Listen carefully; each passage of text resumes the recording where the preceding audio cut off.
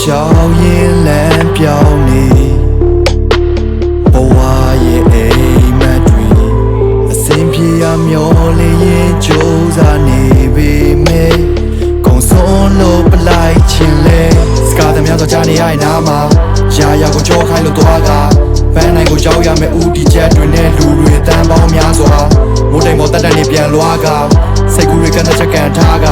အတွေ့တွေနဲ့စီးဝင်စေအတားနဲ့မာနာရဲ့တားကောင်းတွေကြားမှာတရားပါလူတွေခွဲကြကအကောင်းနဲ့ဆိုကျွန်းကျွဲထားတာလက်တွေဆွဲထားပေမဲ့အစင်တန်းတွေကထက်နဲ့အောက်ဆိုတာကွဲသွားတာ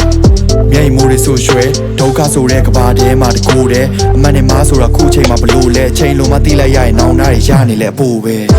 တွေးတတ်တဲ့နဲ့ခနာတာပဲပြောက်ွယ်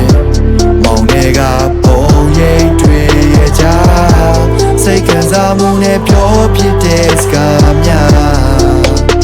အိမ်မက်ထဲမှာပဲထား Dream just a dream just a dream just a dream just a dream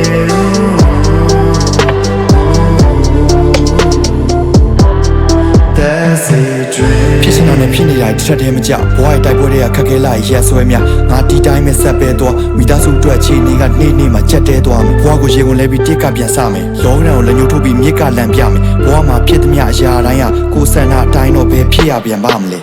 အတွေးဆိုတာဇီဝလက်နက်ပဲညံမှာတော့လူဆိုတာဗီဇာထက်မြတ်တယ်ကဲတော့ကိုချင်းသိက္ခာနဲ့စိတ်နဲ့သဘောထားကရှိတဲ့လူတယောက်မှတီလာပြတ်မပြတ်ပဲ